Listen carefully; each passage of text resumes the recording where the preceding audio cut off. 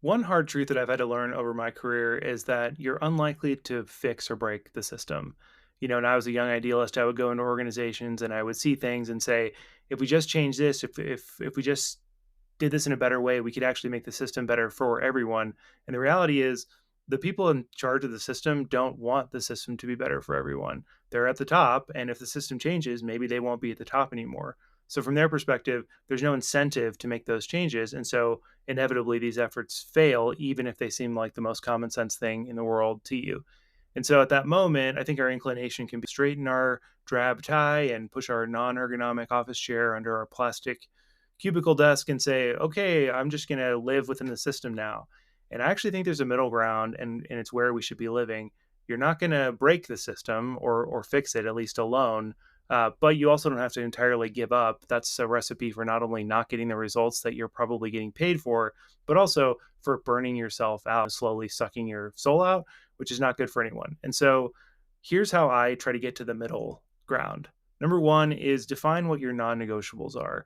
If you're going to play the game in some capacity, you might say, I'm going to do this to try to get my content seen. I'm going to do this to try to generate reach. I'm going to do this to try to find my ideal clients. But you should also have a list of things you won't do. There's a difference between doing things that make you uncomfortable and doing things that make you ashamed. And I think we really need to understand what those things are that we are not going to do to play too much into the system and lose something that's important to us. Number two is really, really considering the why of everything that you're doing. And this is down to the smallest tactic is why is this happening?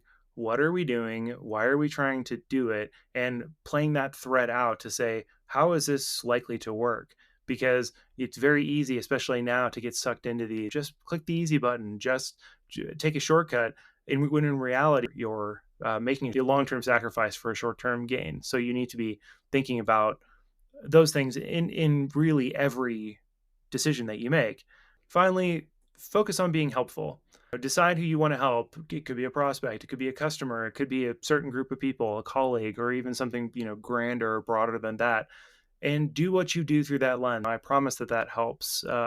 Just define what I want to be is helpful. And it's I'm gonna push everything else away. Like a lot of you, I'm grieving for a lot of what I think we've lost, and that's not coming back.